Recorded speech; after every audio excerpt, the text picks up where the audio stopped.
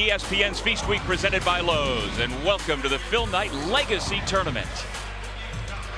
We've got 3 buildings involved in this Phil Knight tournament, and we begin with Duke taking on Xavier in our bracket's first semifinal game. Both of these 2 teams survived competitive games in the quarterfinals yesterday. The survivor today will get either Purdue or Gonzaga in the championship on ABC Sunday at 3:30. And welcome everybody, along with Corey Alexander. I'm Doug Sherman. So glad you're with us here today. And we get a chance to see Duke's Kyle Filipowski, who again yesterday in the quarterfinals really delivered for the Blue Devils. Well, Filipowski actually gave me permission to call him Flip, so I'm going to refer to him as Flip from here on out. But he was spectacular yesterday. 19 points, 14 rebounds for Flip, and he did the job in a number of different fashions, getting inside the painted area, posting up, using his finesse to score, and then finishing over top of the shot blockers, drawing the contact. But it was the three-pointer, the big 3 that tied the game at 45. Duke never looked back from there as Filipowski with a double-double put the Blue Devils on his back. And there you see the numbers for Flip as he gets ready to put another chapter in what's been an amazing freshman season at Duke. Meanwhile, for Xavier, Sean Miller is back, and he's got a veteran lineup. All of them delivered yesterday in the quarter. The balanced scoring was the key for Xavier, and it was Sule Boom in the first half, Kobe Jones in the second half. Both those guys got going. Adam Kunkel knocked down a big 3 for them in crunch time, and of course Jack Nunge getting the job done both offensively and defensively on Colin Castleton yesterday. And there is Nunge, the Iowa graduate transfer, 6th in the Big East in scoring at nearly 17 per game, over 7 rebounds a game. Another great matchup of bigs, which seems to be the case almost every time we see a game these days. Hey, that's what college basketball is all about. We've got a bunch of quality bigs in the game this season. We got to make sure we focus and showcase them every opportunity we get. And what a day of hoops. Following us, it'll be next door, North Carolina, Iowa State in the invitational bracket. 7:30, Kansas plays Tennessee in Atlantis. UConn, Alabama in the invitational at 9:30 Eastern. And then the nightcap, Gonzaga, Purdue, for the right to play the winner of this one Sunday for the Legacy Bracket Championship. We are underway. The Blue Devils in their blue, the Musketeers in their white. This is Jeremy Roach, the junior from Leesburg, Virginia. A rare field goal attempt for Derek Lively that wasn't a dunk. Well, Derek Lively, all of his field goal makes this season have been dunks. 8 of those. Right now getting an opportunity, but unable to use the contact with Nunge for better.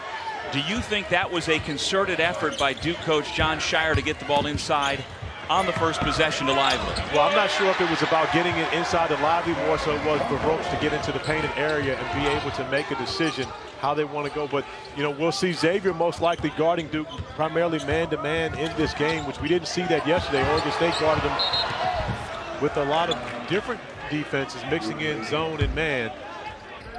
And it threw the Duke Blue Devils off from an offensive standpoint.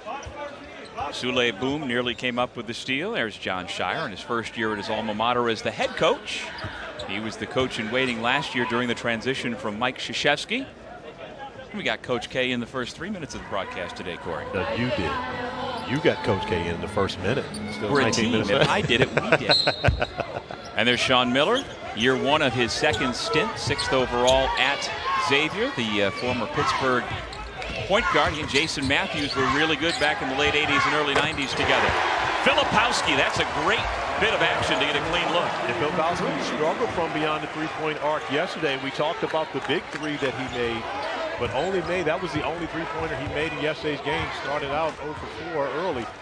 Gets off to a better start here this afternoon. And he is 10 for 28, so he can shoot it and make those shots. Nunge hands it back to Colby Jones, who gives it to Sule Boom. Again, all 5 Xavier starters averaging double figures. Nunge knocked off the spot with 10 to shoot, keeps the dribble, works on Lively. Wild shot. Fremantle with his first rebound. And he's denied. Lively coming from the help side to block it out of bounds. And that's what you see from Derek Lively II. He can cover ground with his ability to deny opportunities at the rim, coming up with a big shot block. For everything that he's not yet doing offensively, simply because he's not quite in basketball shape, he still makes up for it on the defensive end of the floor. Under 10 to shoot for the Musketeers. Kunkel puts it up. Nunji tips to himself, can't corral it. Roach saves underneath, but he was on the end line. Xavier will keep with 20 on the shot clock. You see the effort by the Blue Devils to defensive rebound, and it's a, with Nunji on the boards, that's going to be a challenge, especially when you switch and you've got a big out contesting a perimeter jump shot. So it's going to be a challenge for the Blue Devils, who are a great rebounding team, to make sure they keep Jack Nunji off that offensive glass. Yeah, Nunji's every bit of 7 feet. Zach Fremantle, even a better rebounder at 6'9". Great size to deal with. But Duke certainly can go deep and tall. Mitchell 6'8", Filipowski 7 feet, Lively 7'1".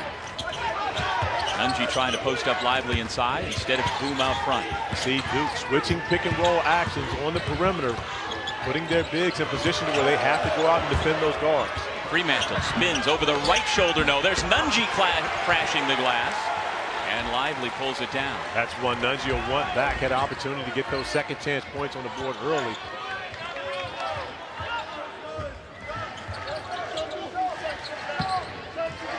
Mitchell, Roach, Proctor, and Filipowski around the perimeter for the Blue Devils. This is Filipowski. And the upstate New Yorker with a left-handed finish. Oh, you're going to claim him? That's what you're doing right now?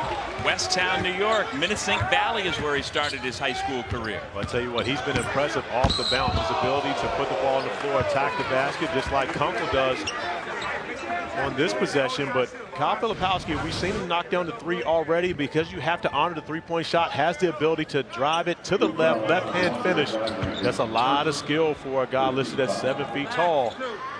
Difficult to guard. I got to stop calling him Kyle Filipowski. I'm just calling him Flip from here on out. I'm considered like family now. No. I saw the interaction. You are not family. Not even close. There you go, dry snitching on national TV again. At the foul line, Adam Kunkel, who was very good in his first start of the year yesterday. 11 points, 5 assists in the win over Florida. Musketeers beat the Gators 90-83. Why do you think Kunkel's been moved into the starting lineup over Kiki Tandy? His ability to shoot the basketball. I think it's at the three-point shot. He made a huge 3 for Xavier in crunch time yesterday, and I think he has that offensive confidence that Kiki Tandy doesn't really have quite yet. Tandy's been a marvelous story for Sean Miller this year, coming back from injury. The floater by Roach nearly goes down. Instead, it's Fremantle coming down with another rebound. Here is Fremantle. He is a weapon on both ends of the floor for Xavier. Boom misfires. Lively above the rest. Mitchell had a free run there. Proctor missed him. Uh-oh. Filipowski. Uh-oh. Making like his cousin, Corey Alexander. Hey, that's family, especially with the behind the back. Already 7 points for Kyle Filipowski. And 7 is the magic number. At 7 feet, the ability to go hard to the right, snatch it back behind the back dribble, the pull-up jump shot. I had the opportunity to watch Kyle Filipowski in the Nike EYBL Peach Jam. I had no idea he had all of this. I knew he was good, but the off the bounce, that has been surprising. Yeah, he gets a lot of that from his mom. Becky Haggerden was the 1982 Parade All-American and New York State Player of the Year at Warwick High School. And went on to play at Long Beach State. She's 6'4", helped Long Beach State get to the Elite Eight before knee injuries curtailed her career, but she was the primary coach for both Kyle and his identical twin brother Matt, who is a freshman at Harvard. Timeout with Duke up early. ESPN's exclusive presentation of college basketball is brought to you by Nike. Just do it. Against Drew Timme and the Zags later on tonight. And Doug, as you mentioned, it's a part of a 5-game day on ESPN family of networks. We're not talking leftovers. Heat us up a fresh plate, baby. Give me that gravy. I'm with you. And with those notable big men on the left side of your screen, there is the man of the hour, at least in this ball game. Young Mr. Filipowski off to a perfect start. And he's done it in so many different ways. Got the 3 to go early, showing off that shooting touch, and then driving it to the rim to finish with the left hand. But most impressive, The attack to the right, the behind-the-back dribble, the pull-up jumper, showing off all the skills as Ryan Young gets an easy bucket once he checks into the game. Who also had a double-double for the Blue Devils yesterday. Yeah, 11 and 15 against Oregon State in the win over the Beavers yesterday. Colby Jones kicks it back out to Kunkel. Fremantle looking to go high-low. Young trying to keep the 7-footer off the block, and he gets called for the foul. Well, as we talked about yesterday, you think Ryan Young has been able to play a bigger role as the younger Blue Devils get some of the rust off. I believe he really has, and when you consider the injury to Derek Lively having to deal with the calf issue, missing preseason time, it's such a blessing to have Ryan Young in there, who's a fifth year that can come in and pick up the slack and really do even more than that. We talked about his numbers yesterday. 8 offensive rebounds, a spectacular performance for him and for the Blue Devils, who needed each and every one of them. Derek Whitehead just into the game, tried to find Young on the fly, turns it over. Our first turnover of the day either way. Jones, who had the hot hand yesterday from 3, buries his first attempt today. Yeah, coming into the tournament, he hadn't made a three-pointer, but was lights out yesterday and starting to feel good about his three-point shot. Roach, and a foul is called. Off the turnover, the Musketeers getting out in transition, and just like that, Colby Jones running to the spot, confident about the 3, pulling up in transition, knocking it down. First foul on Boom. And to continue that thought, Corey, about Duke's young guys and the grad transfers who have been plugged in, I just get the sense that Ryan Young and Jacob Grandison, who we have not yet seen, are more college ready and ready to play to win today, while the younger guys still get their feet underneath them. Well, and also the grad transfers help the younger guys. They teach them in practice. They teach them the way they have to go about not only playing in games but preparing for the games. So it's really been a benefit to John Shire to be able to have the grad transfers in there to usher along those younger guys who are going to be so important as the season goes along. Yeah, I would think roster construction, you'd almost have to have it if you've got such a big and talented freshman class. You have to have upperclassmen like that. Absolutely. And the fact that, of course, Ryan Young played at Northwestern for a Duke graduate, Chris Collins, doesn't hurt. I mean, I'm not saying that, CC coaches exactly the way Coach K did or John Shire will, but I'm sure there are some similarities to many of the things that they run and the terminology that they use. Yeah, Ryan Young has talked about that, saying how he's had a much easier learning curve than you might think otherwise because of that. Shot clock at 1. Kunkel beats the buzzer. Tipped up, no. Fremantle goes after it, and he was fouled. And if it's on Ryan Young, that's his second. And indeed it is. I tell you what, the Musketeers are giving the Blue Devils a taste of their own medicine, though. They're doing a job on the offensive glass right now, putting a lot of pressure on Duke. Well, again, Nungy and Fremantle are very good to elite rebounders, combining for better than 15 a game. Fremantle's already had a triple-double this year, had a double-double yesterday. Nungy leans in. Lively wasn't there, and he lost his footing. But that was a smart play by Lively, pulling the chair on Nungy. Nungy looking for the contact against the freshman, but that time it's the young fella making the smart play, coming up with the turnover. Whitehead tries to turn the corner, goes behind the back. Good defense by Jones just to wall up. Here comes Sule Boom. The Euro step, and he draws the foul. That'll go against Jalen Blakes. You wanted to say, here comes the boom, right? We got to get it in there. There you go. We have seen a lot from Sule Boom the last couple of days that's very impressive. Young man out of West Oakland, California. Played his high school ball at Oakland Tech. Freshman year at San Francisco. Then he was All-Conference USA each of the last couple of years for the UTEP Miners. Had another year of eligibility thanks to the COVID year and decided to transfer into the Big East, and he's been a huge addition for Coach Miller. Confident young man. I love it about him. And he's looking forward to being able to play against the Blue Devils on this stage here in the Phil Knight tournaments. Well, when it was brought up to him post-game yesterday, his face just lit up.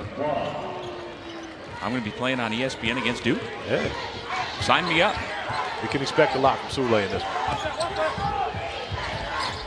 We saw a lot from him yesterday. 22.6 assists, 5 rebounds, couple of steals in the win over the Gators. Roach being guarded by Kiki Tandy, coming off the bench for a second straight day. Under 10 to shoot. Whitehead, that's a 2-point shot, and it's good. Big bucket for Derek Whitehead. Knocked down 2 threes yesterday, but starting to get his legs under him. Missed 11 weeks in the preseason, so still trying to find his way into basketball shape. Fremantle bumped the defender and gets called for the offensive foul. Filipowski went down, and that is a charge. Kyle Filipowski, he's really shown some defensive prowess throughout this tournament. Does a great job there getting his body in the right position. And speaking of getting his body right, Derek Whitehead starting to get his rhythm going on the offensive end of the floor. That was the second foul on Zach Fremantle, so he goes and takes a seat on the Musketeers bench. Jerome Hunter, 6'8" senior from Columbus, Ohio, comes in, former Indiana Hoosier.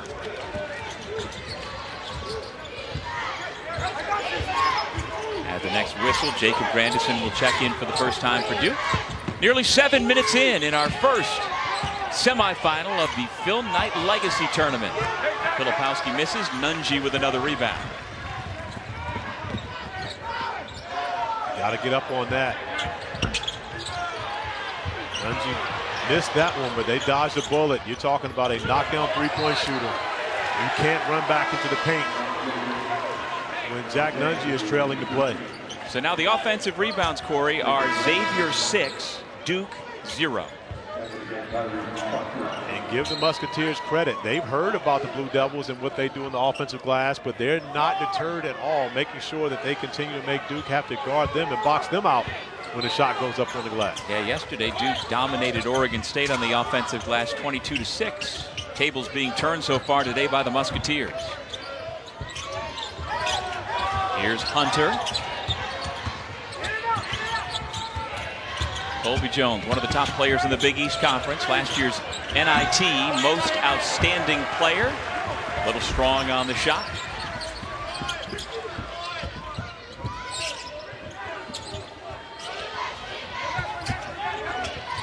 Tyrese Proctor, freshman from Sydney, Australia, uses the lively screen, now gives it to Whitehead.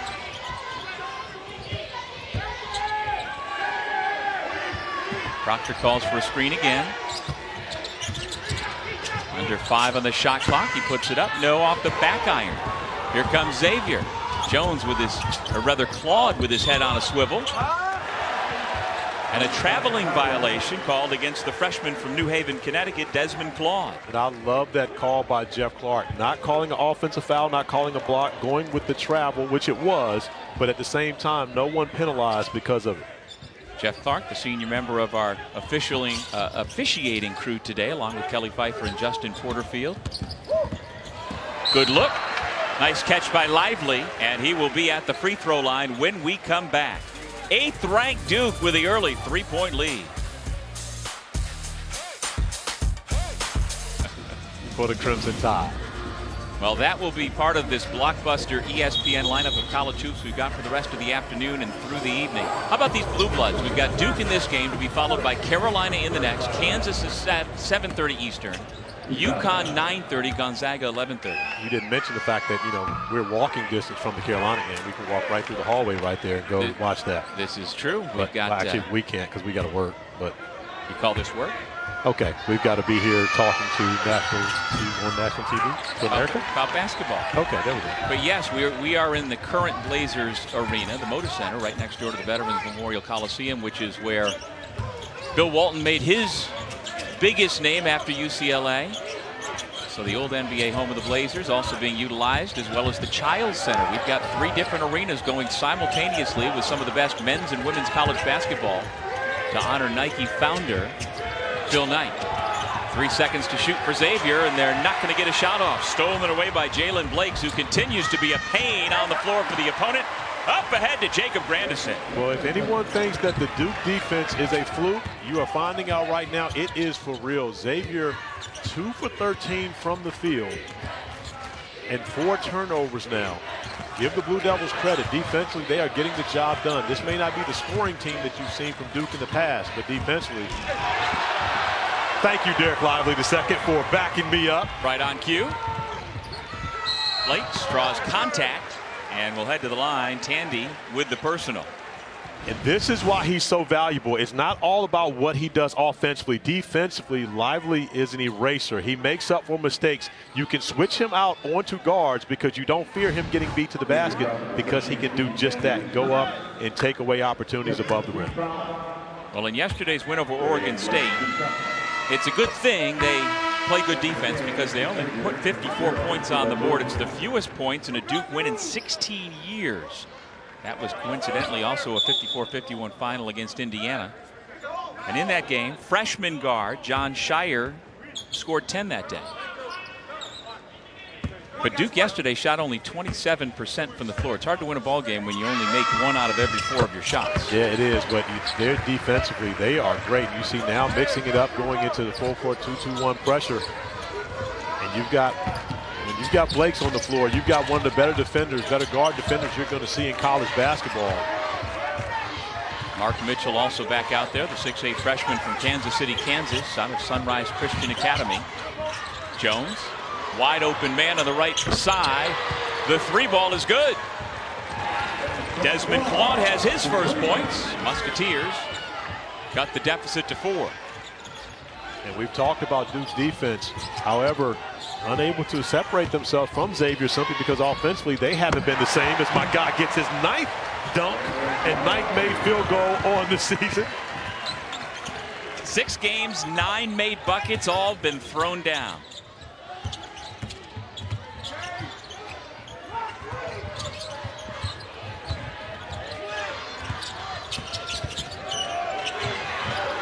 Claude and Tandy play catch on the right side.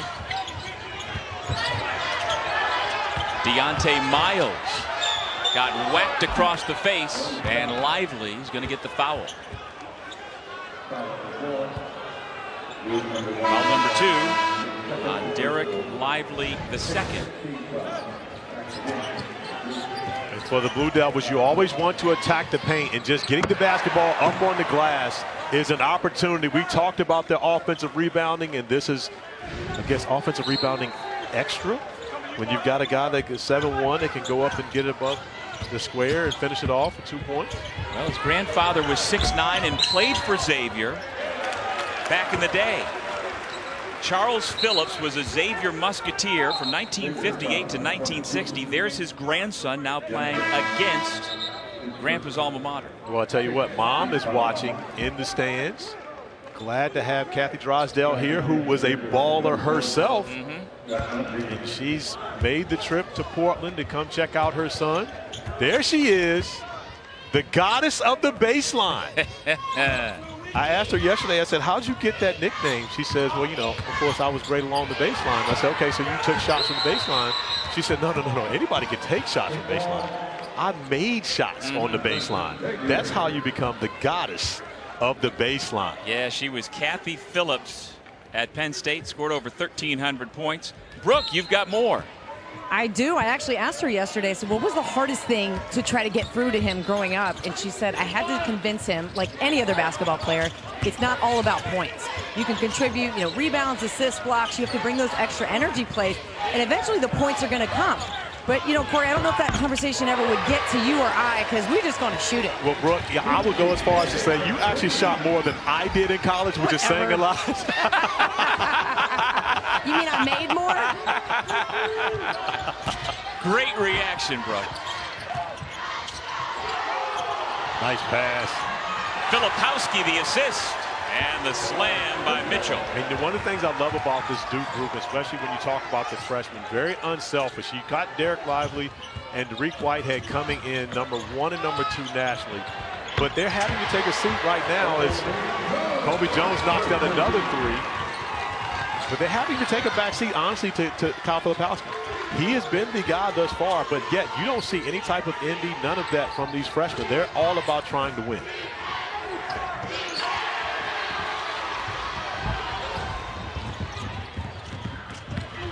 Sule, boom.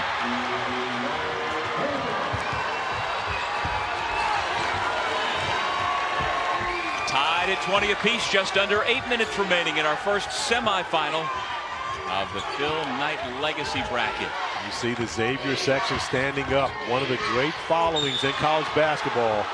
The Musketeers support their group.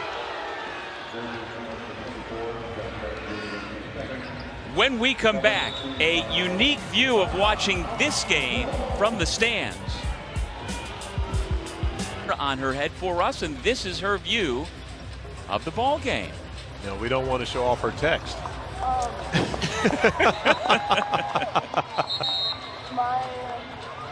One of my coworkers. That is cool. So there is her view watching her husband play college basketball. And you know, they have been together. They met as freshmen at Iowa, so it's been several years. They decided to get married this past spring. But they still live with Jack's younger brother in Cincinnati. They share an apartment with Bob Nungy, who's a walk-on on this team. And they are a group. They are a family together. And it's so cool to see Gabrielle sharing this experience with her family. And it's a family affair for the Xavier Musketeers. We talked about it. They have one of the biggest followings that you have in college basketball. We do these, mid-season tournaments all the time.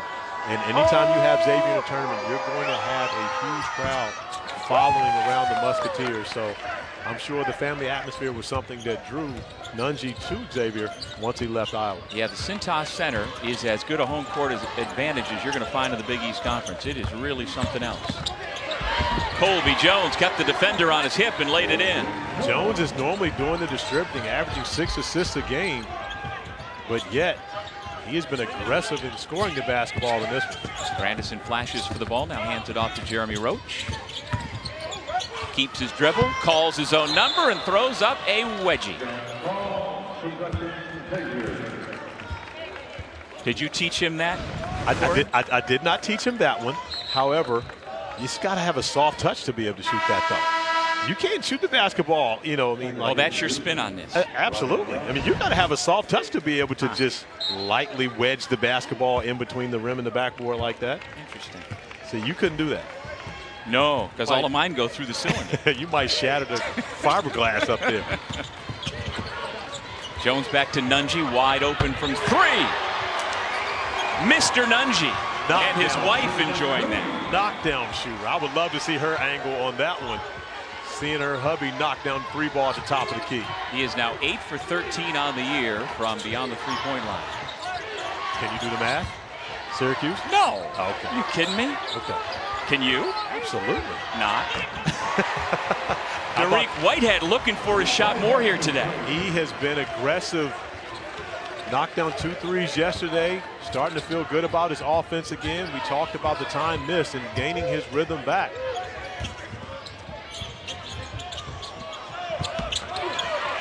Well, Xavier had been heating up after missing 12 of their first 14 shots, make 6 of their last 8 now after that bad miss by Tandy.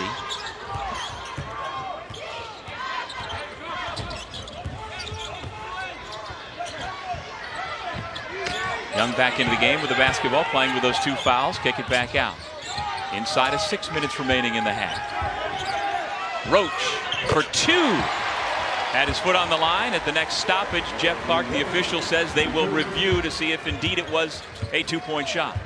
Right now, Duke's starting to pick up on the offensive end of the floor, but they're having a much tougher time guarding Xavier. They need that defense to be able to kick in as well as make shots. Jones again able to get to the rack. I'm going to go as far as to say I don't know that anyone's guarding Colby Jones today, though. No. He is feeling it. Knocked down 4 threes in the game yesterday. Shot a great percentage.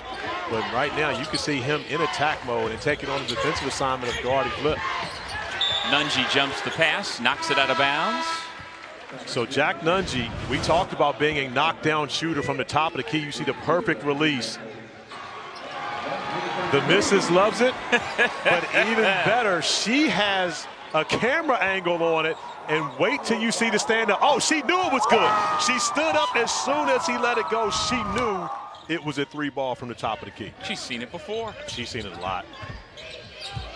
I can remember watching Jack Nungy at Iowa. Oh, yeah. And saying, man, this young man is special. And, of course, he had injuries that derailed his career there, but it's put him in a great position with the Musketeers.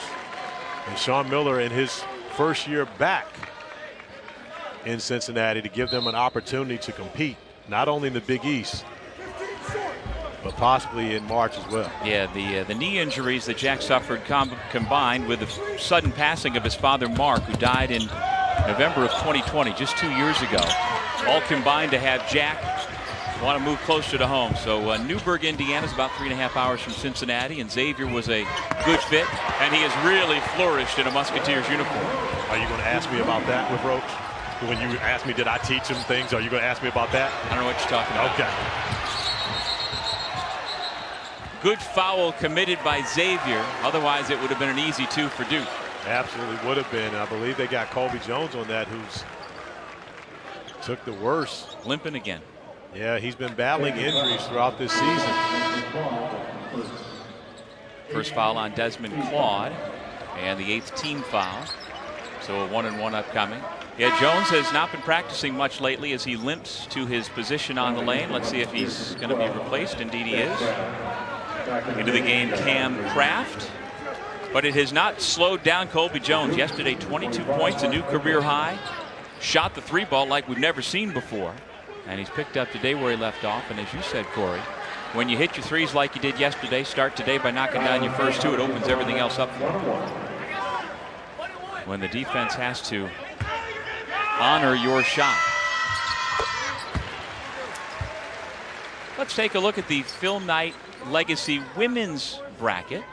The UConn women and the Duke women playing at 6 o'clock Eastern Time over on ESPN2, followed by on EU, the 9th-ranked Iowa Hawkeyes. And by the way, the namesake and the founder of Nike is sitting about, what, 10 feet to our right? You mean my guy? Your guy. My guy, Phil Knight? Phil Knight. Yeah, he's right over here hanging out with us today. He has been bouncing between all 3 arenas at this tournament celebrating his 85th birthday. We did it 5 years ago, called it PK 80 when he turned 80. Now 5 years later doing it again, but it's that much better with more teams. The women are here as well. Of all the highlights that we've already had, I gotta say that's probably my biggest one. And again, not just meeting, but having a time to chop it up, real conversation with Phil Knight, taking pictures, all that kind of stuff. You weren't in the picture, but as it should be. Hey, my guy's got it going off the bounce right now for the record. Jeremy Roach is starting to cook. There you see 8 points for the junior out of PBI. And by the way, he did fortify what I said yesterday, that the drive between Leesburg and PBI is about 45 minutes, maybe with traffic a few minutes more. That was in the second conversation. That was about right. Yeah. The first conversation was me going to him and saying, hey, if you do something today, we can talk about you. Well, guess what, Dougie Fresh? He's doing something today. Jeremy Roach has got it going off the bounce to pull up, knocking it down, feeling good about himself. ESPN's exclusive presentation of college basketball is brought to you by Lowe's. It's the best place to get everything you need for the holidays. In the basketball, down 2 of their most talented players, Eric Dixon and Caleb Daniels have to step up. What are we seeing from Duke here? Yeah, when I think about it, I look at Kyle Filipowski. I see down in block, he reminds me of Christian Laettner. When he steps away and knocks down those threes, he reminds me of Danny Ferry. Corey Alexander, what do you think about those comps? Wow, Christian Laettner.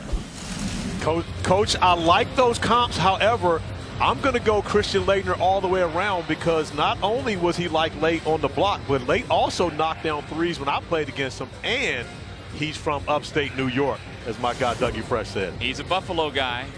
Here come the national runners-up from a year ago. There's your man, Mondo. Mama call him Mondo. Boy. I'ma call him Mondo. As the Tar Heels have gotten into the arena, is that a 2 or a 3? I see space between his toe and the line. So yeah, I would say it's a 3, although the officials continue to look at it. So you taught him that? No, I will not take credit for teaching Jeremy Roach this. I give the credit to my guy, Darren McClinton, who is his trainer in the summertime. However, you talk about the drive to Leesburg.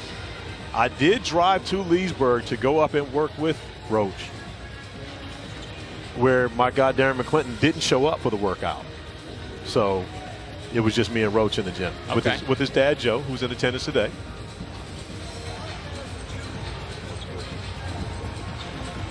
We thank Kelly Pfeiffer, the official, for coming over He said they called it a 2 and they are now going to mark it as a 3, and you can see appropriately there with our unbelievable view that he was behind the line.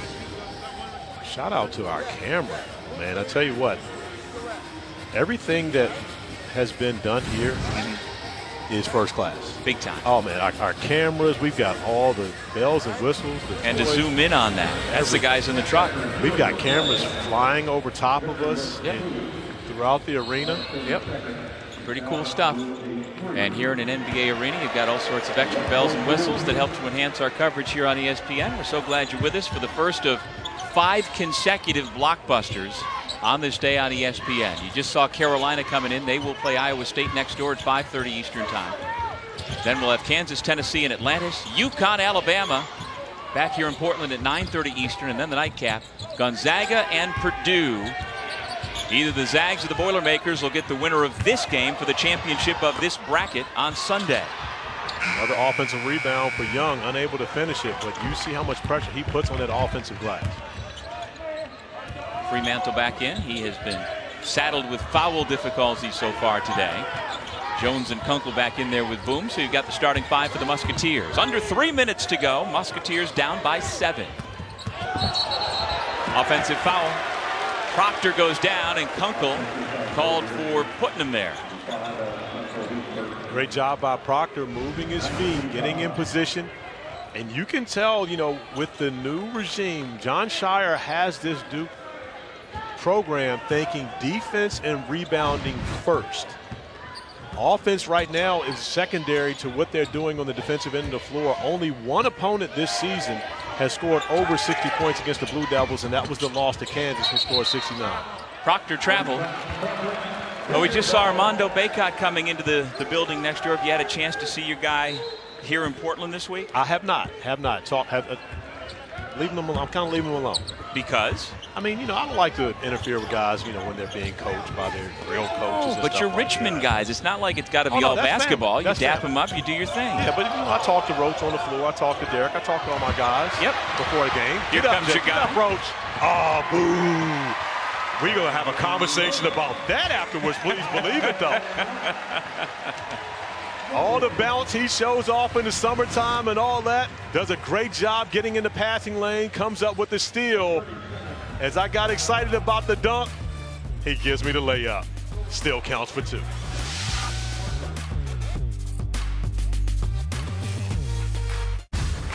Being the best takes hard work.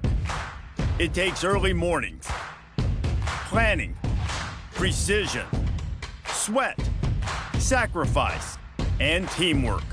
That's why Old Dominion Freight Line, the #1 national LTL carrier for quality, works hard to be the best in the game and is proud to support those striving to be the best in their game. Old Dominion Freight Line, helping the world keep promises.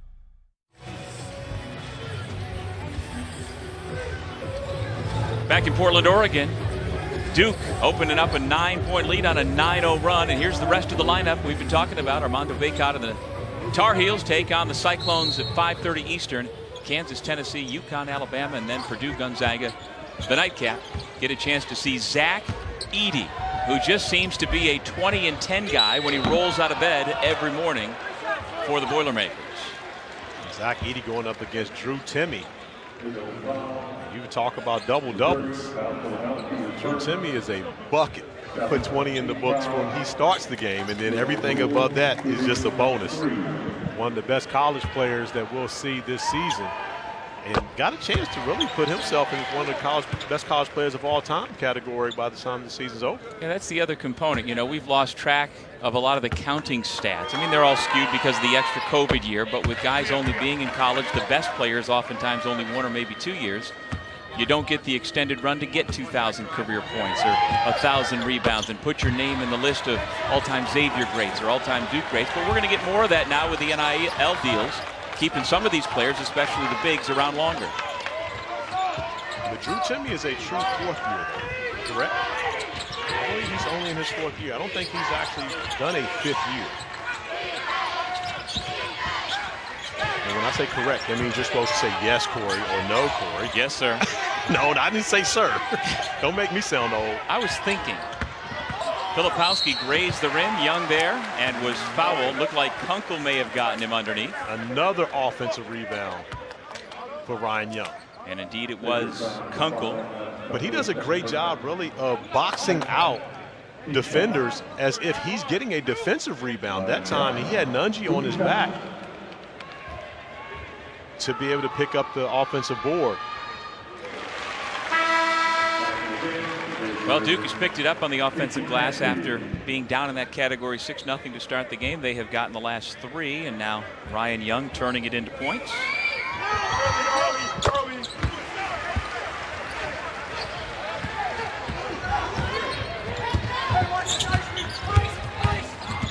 Claude uses the screen from Nunji. See Duke defensively switching pick and rolls, allowing their bigs to go out and trusting them to guard perimeter players. And right now, Xavier not able to take advantage of it. Whitehead called for the foul. He had been matched up on the switch underneath with Nunji, and the Musketeers never found it. And then the freshman from Newark, New Jersey picks up the personal. And so it's a 1-and-1 coming up for Sule Boom.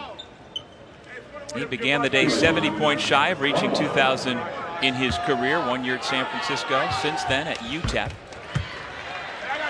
And now is 1 year at Xavier, averaging 15.6 points per game coming in. I tell you, this Xavier team can be dangerous, though. When you think about Boom and Jones on the perimeter, Fremantle and Nunji up front, they've got a lot of firepower on offense. And right now, though, they're struggling to be able to defend the Blue Devils, who've gotten it going offensively after a tough shooting performance yesterday. Duke shooting close to 55% from the field here this afternoon, which is just about double what they shot yesterday in their win over Oregon State. Under a minute to go in the half. Mitchell attacks from the baseline. All set up by Jeremy Roach, attacking the paint, forcing the help, and then getting Mitchell a lane right down to finish.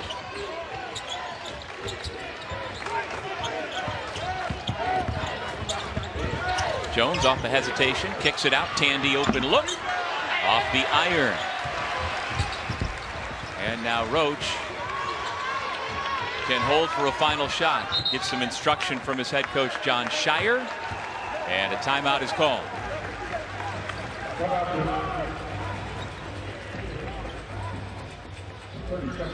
Dribble penetration by Jeremy Roach. Miscommunication on the screen and roll action leaves the paint wide open as Mitchell's able to find his way. And you see Sule Boom expecting to down or ice the screen, communicating with Miles about how they're going to guard it. Boom jumped to the top of the screen. Miles went the wrong direction, opening up a lane for Roach on that possession, allowed him to kick it over, and Mitchell getting downhill, no help right there to contend with him at the rim. See Sean Miller on the right and John Shire in his huddle on the left. Let's take a look at your guy number 3 in blue today. Well, Roach has gotten it going here offensively, knocking down the 3 off the pull-up, and everything he's done been off the dribble, but finding the range, creating separation. Once again, the pull-up, and then getting out in the passing lane to steal, and yes, the layup. We always talk about his bounce. Perfect opportunity for him to show off his bounce. Didn't do it. Young man in a long line of high-level Duke recruits from the DMV. Johnny Dawkins, Tommy Amaker, Danny Ferry, Grant Hill. Oh, no, don't bring that guy up. My guy G. Hill, who was watching yesterday from Michael Stewart's house, who happens to be the father of prize Duke recruit Sean Stewart. And then I texted him this morning and said, "Are you watching today?" He says, "Yeah, we just arrived in the Bahamas." Wait, what?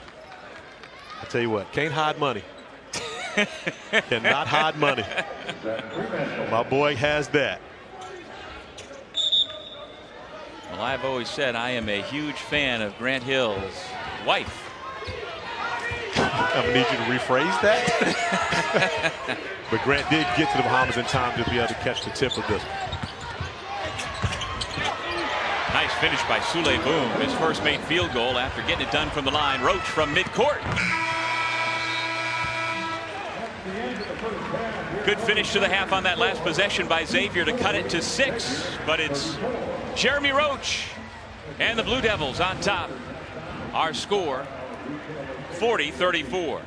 Let's send you to the Jeep halftime report with Seth and Steve. Here's Zubin. Our Brooke Weisbrod caught up with Duke head coach Jon Scheyer. Coach, an assertive start for you guys, especially defensively. You held the Muskies scoreless for a few minutes. What's working out there? Well, just the way we fought, our energy, our competitiveness. I thought we did a great job of setting the tone. Just need to finish off plays with rebounds and can't give them open threes. But did a good job. We can do better in the second half. 80% from 3 for you guys, a much different start than last night. Jeremy Roach, 2 of 2. What do you like about his leadership so far? I just thought he did a great job controlling the game. He's playing instinctively, playing aggressive. He's given us a great swagger as we've gone into this game, and we needed him to continue to do that. Thanks, Coach. All right, thanks. I'm just impressed by them walking and talking, and our camera guys and our crew walking backwards by the Rip City sign. Pretty cool stuff. I don't know, but from the sound of it, I think Brooks in better shape than Coach Scheyer, though. Coach Scheyer was a little winded. He was a little winded. I think Brooks in better shape. She's been getting in more cardio. I got to talk to Coach Scheyer about that. All right. Duke with the basketball to start the second half with Corey Alexander and Brooke Weisbrod. I'm Doug Sherman, and 8 seconds in, we've got a whistle off the ball. Colby Jones with his first.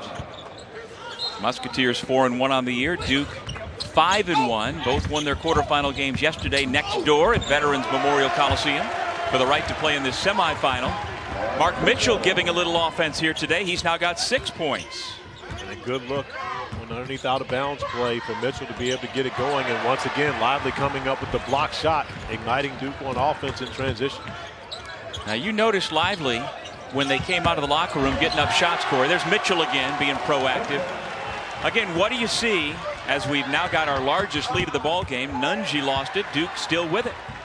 What have you seen from Lively that tells you he can and should be able to expand his game away from the basket? Well, I've watched him since he was in the 9th grade, so I know what he has in his arsenal. He has the ability to shoot the basketball. Of course, he's an unbelievable athlete, shot blocker, lob threat. But once he gets to a point to where he becomes more aggressive offensively and starts to hunt his own shots, we see, and again, this isn't even a difficult block for him. He just has great timing, recognizing when guys bring the ball in the paint, he can stay attached to his guy that he's guarding as well as cover enough space to be able to come up with the block. Filipowski can't get it to go over Fremantle.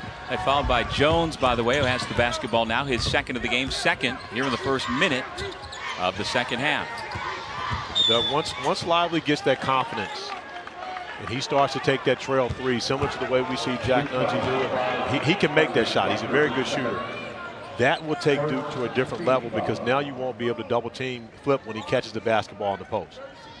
Foul number 2 on Tyrese Proctor. Derek Lively, of course, the #1 overall recruit in the ESPN 100 last year. Here's Fremantle, who has had a relatively quiet start. They're going to count the basket, plus the foul for the first 2 points of the ball game for Fremantle. Now 30 away from 1,000 for his career. And a nice play by Fremantle to get Filipowski up in the air and then absorb the contact, still the concentration to be able to finish it off. But a smart play.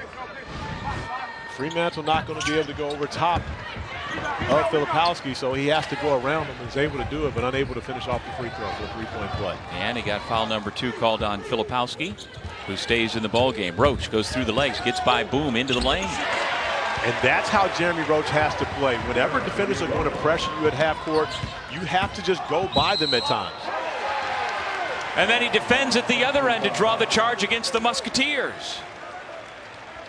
Jeremy Roach getting it done on both ends of the floor, and this is the way you have to go against pressure. If players are going to pressure you at half court, every now and then you just got to show them I can beat you, and then beating him to the spot on the other end of the floor. Jeremy Roach getting in position, absorbing the contact, taking the charge, like all great Duke point guards have done. Mm-hmm. You know I got Wojo in the studio? You do? Hey, see, Wojo used to do that. Filipowski no. Kunkel gets the rebound away from his teammate Fremantle and dribbles up, the former Belmont star. Boom, feeds the post. Fremantle goes to work along the baseline, drops it off for Nunji, who couldn't handle the pass. Roach to a wide open Mitchell for three. But the three from Mitchell is set up by the fact that he was able to get to the basket twice, got 2 layups early in this second half, got his confidence going. Jeremy Roach making the right play, finding Mitchell on the wing.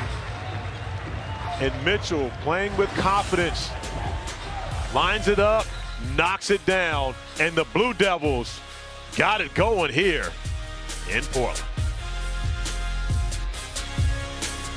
ESPN's exclusive presentation of college basketball is brought to you by Lowe's. It's the best place to get everything you need for the holidays. We're in a Tennessee yacht. It's a friendly tournament. Well, first off, Jimmy's accommodations. Things have been first class here in Portland, but goodness, if that's where he's staying. Wow. Zach Fremantle with the bucket. So that gives you a little preview of the third of our 5 games here on ESPN today. We'll be followed by Carolina, Iowa State next door, then Kansas, Tennessee, UConn, Alabama, Gonzaga, Purdue, and it's the Zags or the Boilermakers who will get the winner of this game in the championship of this bracket. And how about the Alabama-UConn game? Wow. Where both coaches, Danny Hurley and Nate Oates, both started out at Nike Elite High Schools. St. Benedict's for Danny Hurley, Romulus in Detroit for Nate Oates. So, again, the Nike brand is strong throughout all levels of basketball, not just college, not just NBA, but also high school Nike Elite. My guy Tony Dorado does a great job with that. That was less than a decade ago for Nate Oates. He was at Romulus High School, I think 9 years ago, then got to be Buffalo's assistant under Coach Hurley. Then was the head coach of the Bulls before moving on to Alabama. Under Bobby Hurley. Yeah. Yeah, because remember, he's coaching against Danny Hurley. Right, I didn't mean to confuse the two. The brothers. Danny at UConn, of course. Bobby at Arizona State. Our producer, Ian Grupa, is certainly happy the Sun Devils off to a good start to the year. His alma mater.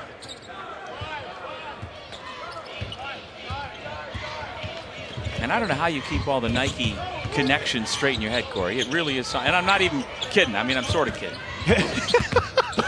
Wait, what? It really is something. Well, Filipowski misses. We've got greatness beside us. We talked about Eric Lautenbach, and we've got Phil Knight, of course, in between them. Now we've got Lynn Merritt, who was recently retired from Nike, but his Nike Pro Basketball forever, hanging out with the group. So, royalty in the building. And all around the city of Portland this week, it really is something. 24 teams, including 16 men's, 8 women's, representing many of the top Nike schools from around the country. This is the legacy bracket. Played yesterday next door at the Veterans Memorial Coliseum. Today in the current home of the Blazers, the Moda Center, literally right next door, just feet away, same driveway. Proctor around and out. Kunkel clears the glass. Proctor hesitated again, almost a pump fake. That's when he's just got to let the basketball fly. Jones, Nunji, Kunkel, Fremantle, and Boom, the starting 5 out there for the Musketeers.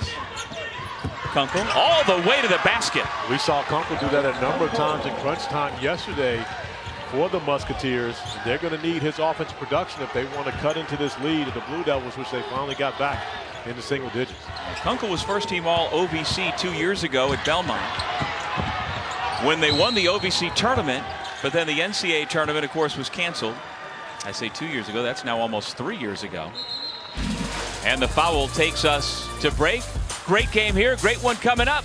Armando Bacot and the Tar Heels at 5:30 Eastern.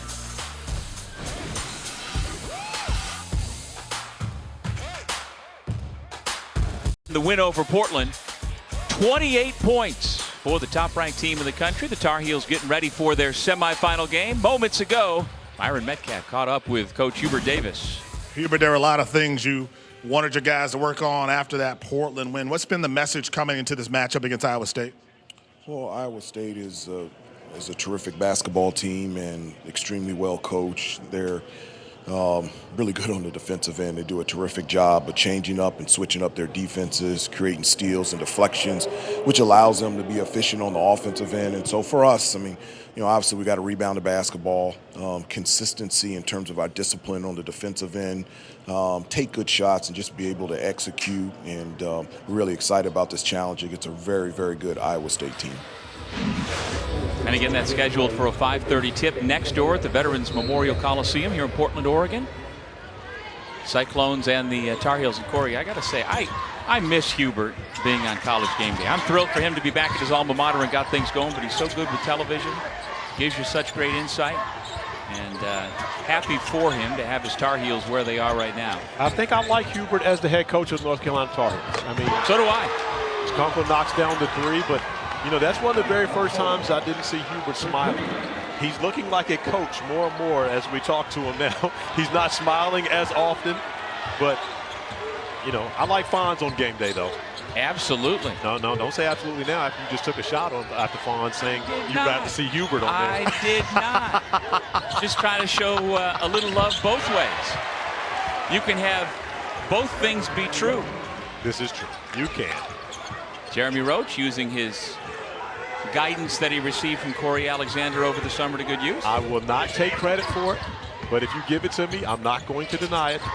On air, you don't take credit. This is true. Kunkel, no.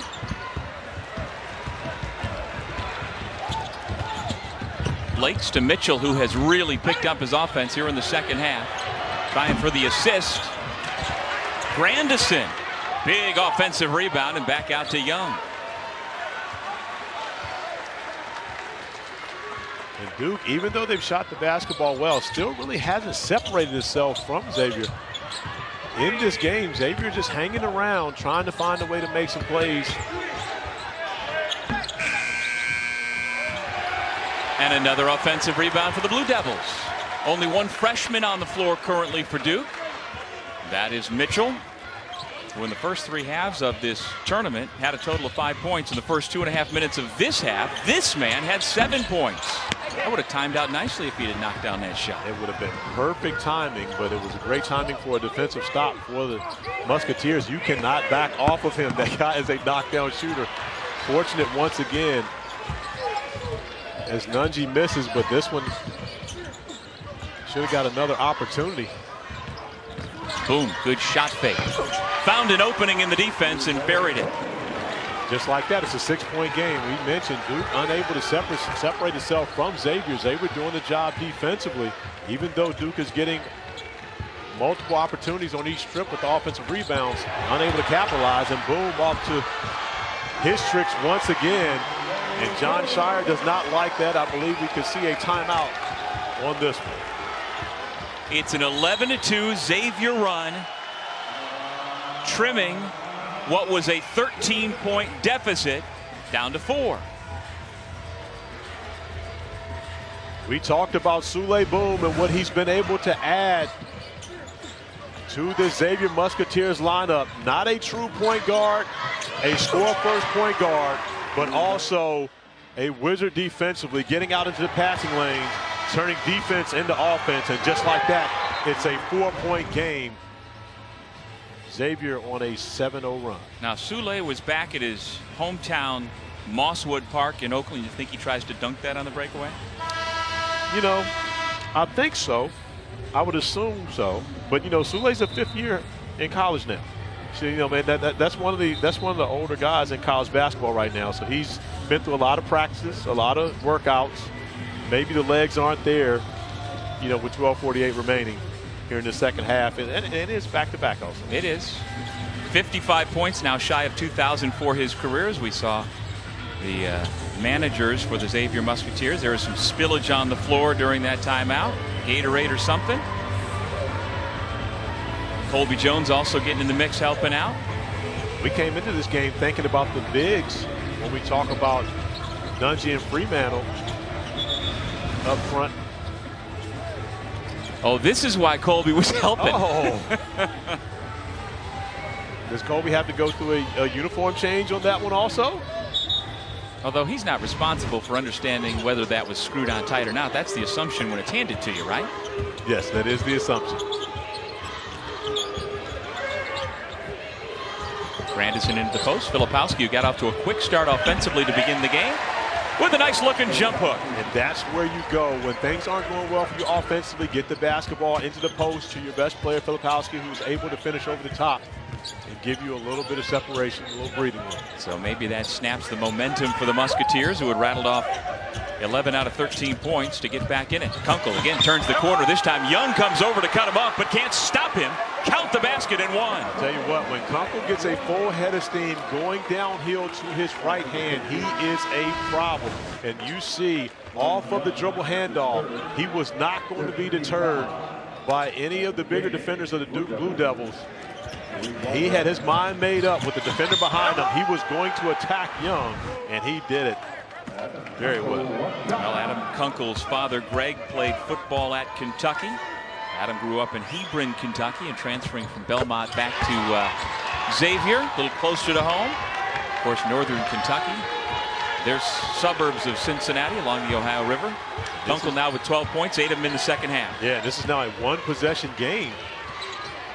Blue Devils up 3, and right now Xavier starting to find their rhythm offensively. Whitehead just lost the basketball. Kunkel comes up with it.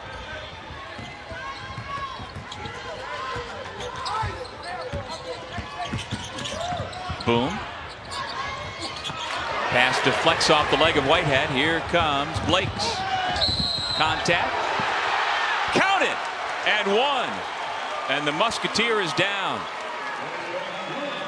You see Adam Kunkel giving up his body. Big bucket with Jalen Blake's coming up with the steal. And more importantly, turning the opportunity into a bucket. Jalen Blake's coming up with the loose ball. Not stopping, attacking Kunkel. The finish, the free throw when we return. This week, 4 brackets, 2 men's, 2 women's. We are having 32 games played in a 3-day stretch, Corey. If you love basketball, this is the place to be this weekend. And if you can't be here, tune in and watch, because we've got it all covered on the ESPN Family Network. All right, Corey, I'll ask you this. Yesterday, we watched Duke struggle to score the basketball, and they win. They won it 54-51. Today, with 11 and a half minutes remaining, they've already outscored their entire total from yesterday. They shot 27% yesterday. They're shooting 54% right now. How does that happen from one day to another? Is it about Duke? Is it about Xavier? Why does this look like a completely different team? It was the difference in the mixture of zone and man-to-man defenses yesterday by Wayne Tinkle and the Oregon State Beavers that threw Duke off in their rhythm offensively. They couldn't get into any type of rhythm to get it going. Xavier is a man-to-man team. You know how Sean Miller is going to go out and guard you, so Duke is able to run their stuff against this defense. Filipowski.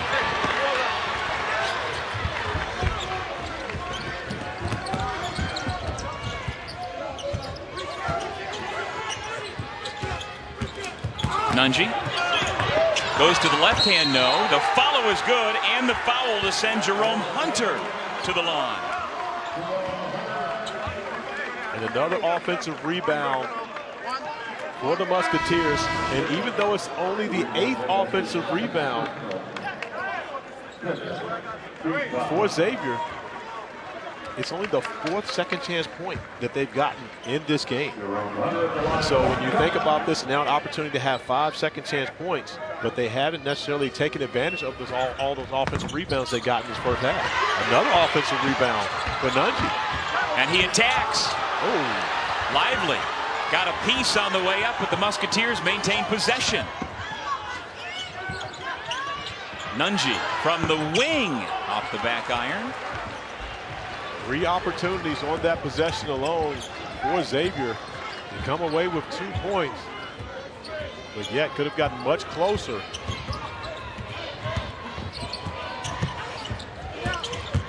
Filipowski spinning on Jones, double team. Mitchell keeps that pivot foot. Ball knocked out of bounds, and Duke will keep it. 7 on the shot clock.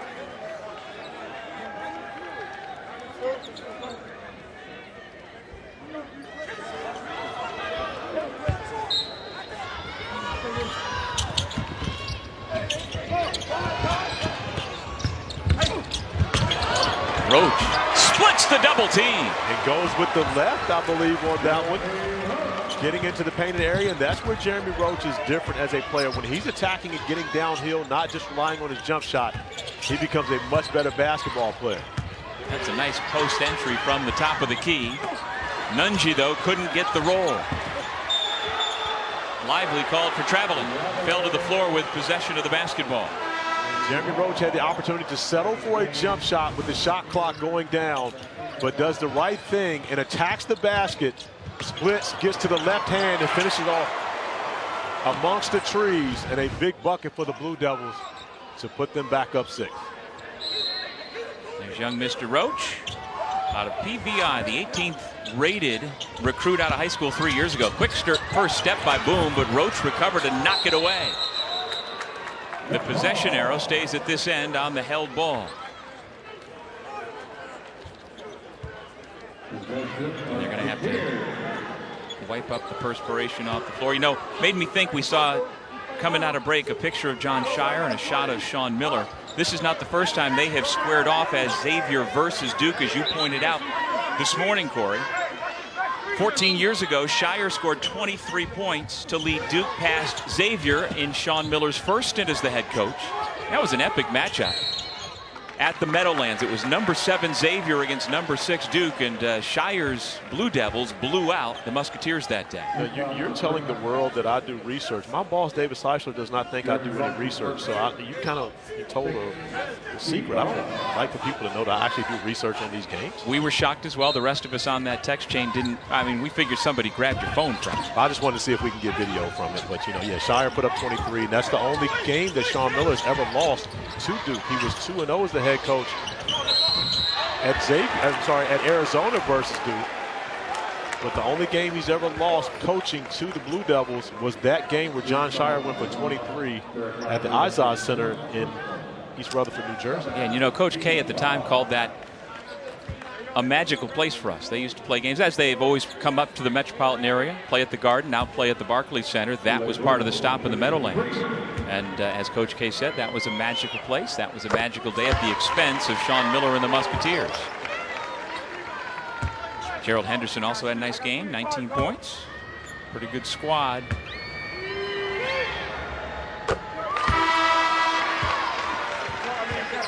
We mentioned yesterday about Sule Boom, how often he got to the free throw line. Again, you're talking about a young man approaching 2,000 points in his college career. You don't get there without being a very good free throw shooter. And knocking down that third three makes it a one-possession game. Once again, Xavier back within 3 and looking for a stop on the defensive end. And both of their primary ball handlers, he and Colby Jones, shoot it at 85% from the line. It's a great combination.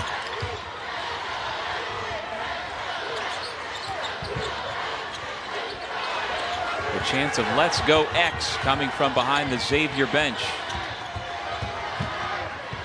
Roach traveled.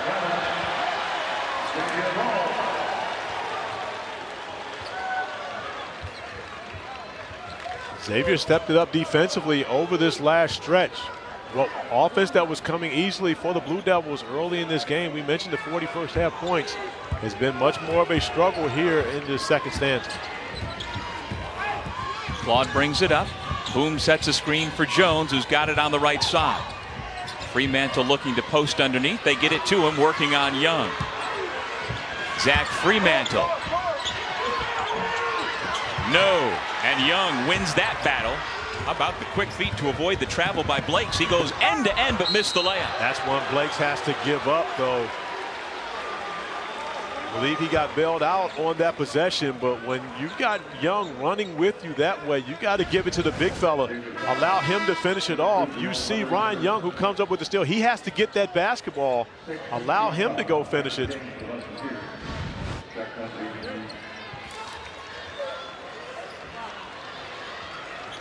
Big man still trying to catch his breath after sprinting up floor. 20 on the shot clock, 8:31 remaining in regulation in this semifinal of the Legacy bracket.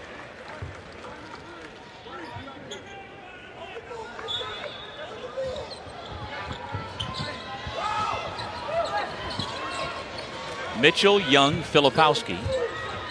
Roach and Blake's out there for Duke. Roach probing, spinning, shooting. Good! That's a tough bucket, Dougie Fresh. Jeremy Roach not settling once again, getting to his spot, showing off the elevation, raising up and knocking down a big bucket.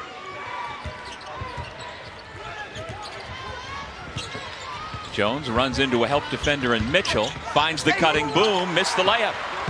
Big missed opportunity for the Musketeers. Can Duke make them pay at the other end? Under 8 minutes to go.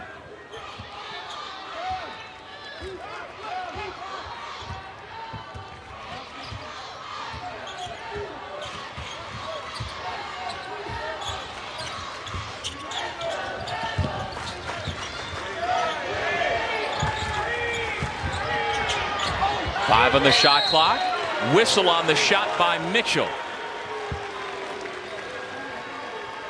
Yesterday, when Duke needed a bucket, it was Jeremy Roach that gave it to him. And again here, when times get tight, Jeremy Roach getting into his bag, the spin, the fade, the finish. Duke by 5.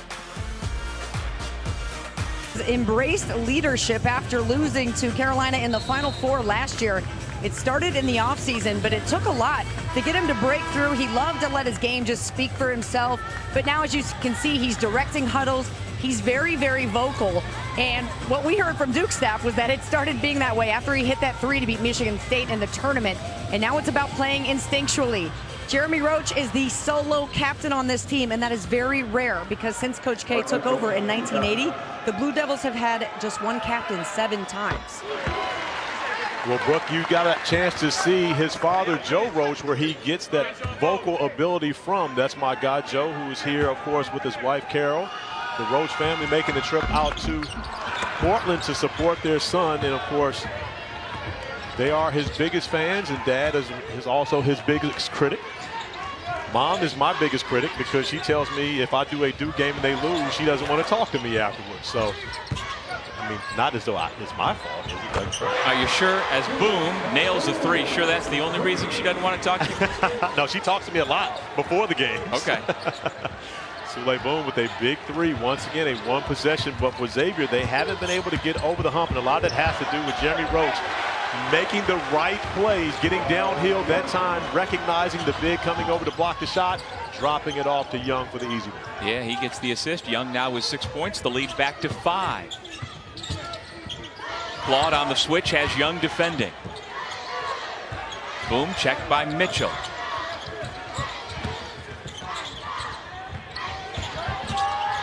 Colby Jones with a size advantage. Everything but the bucket.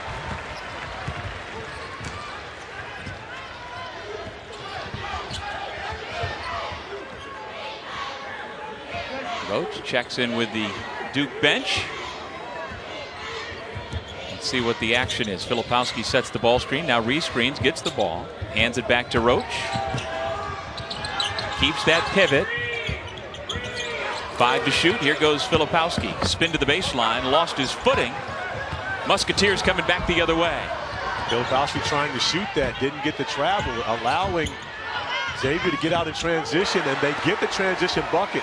If Filipowski doesn't try to shoot that shot and there's a traveling call, it's a dead ball turnover, and now Duke is not having to play with the advantage. I understand not wanting to turnover, but still.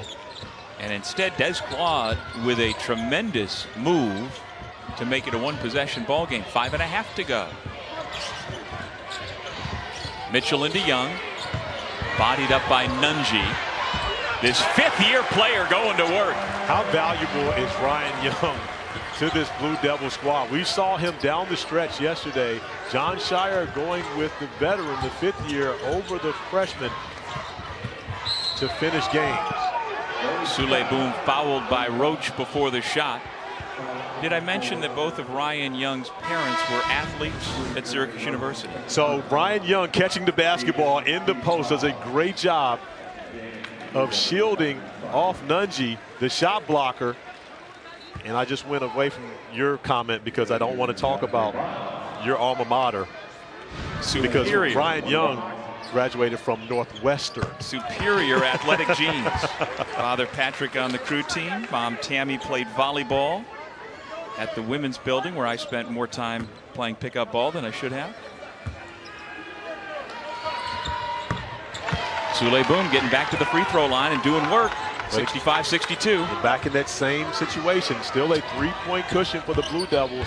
And right now, can Xavier get a stop to try to put a little more pressure on Duke? Here goes Young. Once again, trying to take advantage of his size and skill. Mitchell with the putback.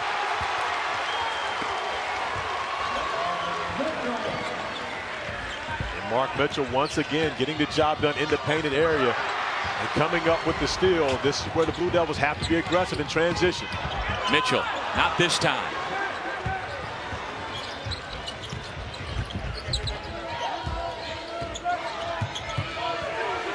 Boom has Filipowski on him. Now, we watched Filipowski stay in front of Jordan Poole yesterday and does a great job once again defensively, staying in front of Boom and coming up with the steal, just as he did in crunch time yesterday against Jordan Poole of the Oregon State Beavers.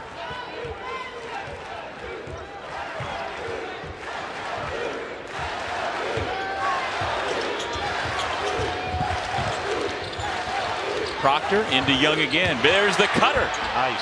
Oh. Beautiful offense, but the ball just rimmed out.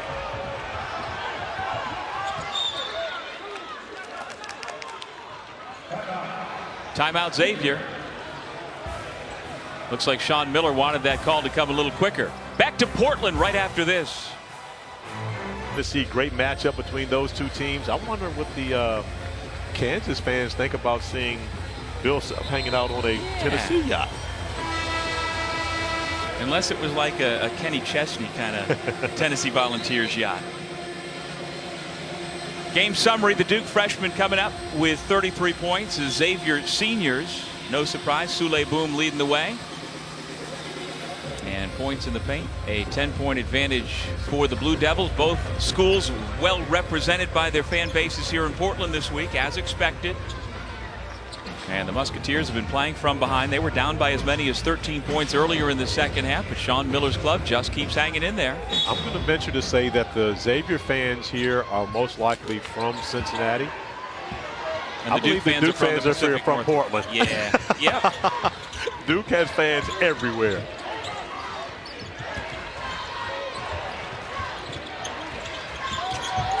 Tandy back in, out there with Boom. Here comes the Nunji screen. He rejects it. Boom right to the basket.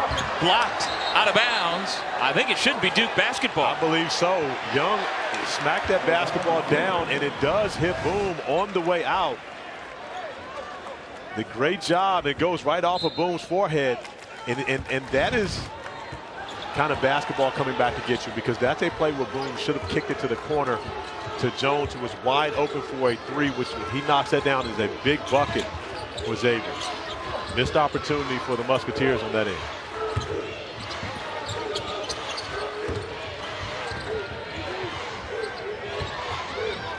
In they go to Young again with 7 on the shot clock. Kick it back out. Cross court Mitchell. Lakes from the corner. Shot clock went off, did not reset after hitting the iron. We've got a held ball, and they should probably wind up doing something with the clock.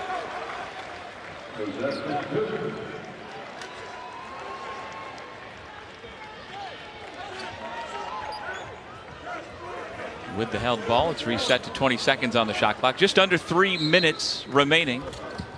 Duke keeps possession.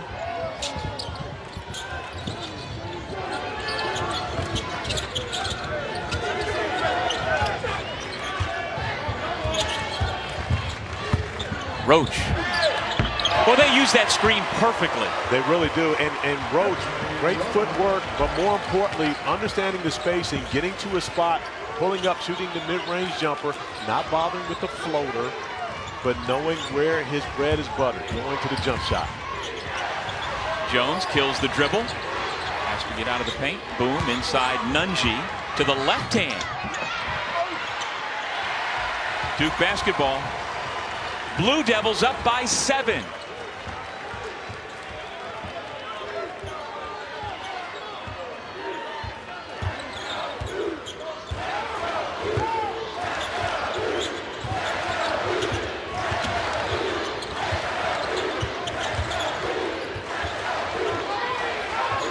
Roach calls for another screen from Young. Rising up off the mark. It's an air ball that lands out of bounds. And so Xavier's defense gets a big stop. But even though Duke does not score on that possession, they do take off 28 seconds off the game clock. Timeout, Xavier. Final TO for Coach Miller. A 7-point lead right now, and Xavier hasn't, for the Blue Devils, but Xavier hasn't been able to really get much going on the interior. They've tried to get the basketball inside to Nunji. He has not been able to take advantage of that matchup, whether it's against Filipowski or if it's against Young. Duke defensively has gotten the better of those matchups, and Sule Boom has been quieted at the end of this game. Give Duke's defense a lot of credit. They haven't given up 70 to an opponent yet this year. But on the offensive end of the floor, they've gotten a heroic performance from Jeremy Roach, who has showed up big time here in the semifinal. Coming up with the steal, doing the job defensively, continues to attack the paint, looking for his own and also finding his teammates. But timely buckets down the stretch has propelled Duke to the 7-point lead by their captain, Jeremy Roach. And Corey, it's going to be really hard for the Musketeers to win any game this year if Jack Nunji does not deliver in the scoring column. He comes in averaging 17 points per game. He's got just one made bucket today and 13 shots, 0 for 7 from 2, 1 for 6 from 3s. Yeah, Hubert really is looking like a coach right now. I told you before, we don't see him smiling as much, but look at my guy Hubert Davis just pacing the hallway. So he didn't do that before college game day? Oh, no. College game day, he was bouncing around. He's jumping around in the stands, going to talk to fans, living the Corey Alexander life. Now look at him, contemplating the cosmos. That game getting set to tip off in just a few minutes next door. You will see that as soon as we get done here at the Moda Center in Portland. Tandy didn't get the start. He's on the floor near the end, but he missed a big shot. And now again, Duke will look to work some time off the clock. Roach comes to get the basketball with 20 on the shot clock.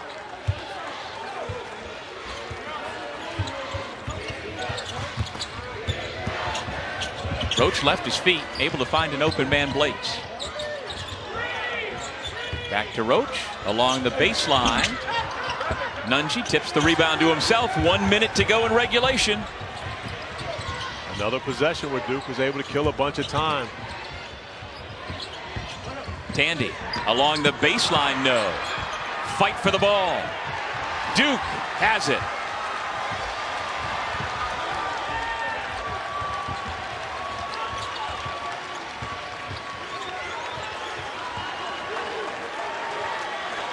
Looks like Sean Miller is saying go foul him.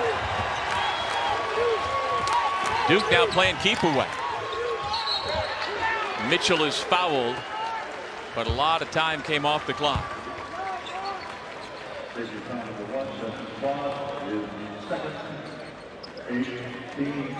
Eighth team foul, so it's a 1-and-1 upcoming for Mitchell. Boy, he's done a nice job in the second half scoring the basketball. He really has. The first possession of the second half got an easy one, and then that opened things up for him. Got another attack to the basket, knocked down a 3. But when you're scoring, it changes your level defensively as well. And right now, 26.8 seconds remaining. It looks like it'll be another game where the Blue Devils do not surrender 70 points to their opponent. Well, Mitchell had just 1 point yesterday. Here in the second half, he's now scored 12.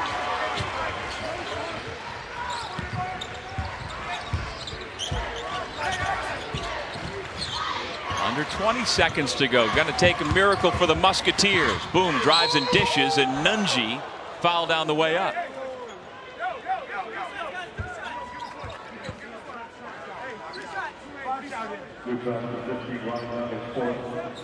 Well, the winner of this one will move on to the Legacy Bracket Championship game to take on either the Boilermakers or the Zags. They will play 11:30 Eastern Time in our nightcap.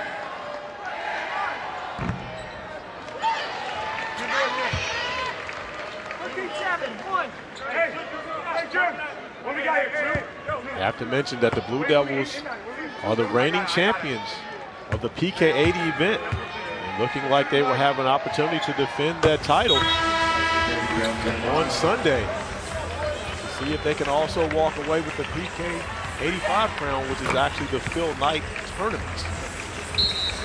And there you see next door in the Veterans Memorial Coliseum the warm-up between the Tar Heels and the Cyclones. We will get you over there in a matter of moments as the Blue Devils dribble it out. Strong performance for the Blue Devils, especially offensively today. The defense has been stout all year long, but the comeback today and making shots was important for Duke to advance to the championship of the Phil Knight Legacy Tournament. John Shire's club improves to 6-1 overall. Xavier drops to 4-2 and will play a consolation game on Sunday. Jeremy Roach, 21 points, 5 assists, 4 rebounds. Duke shoots the basketball at a much higher clip today. And as you pointed out, Corey, they still play good defense to hold the Musketeers to only 64. They got started with Kyle Filipowski early.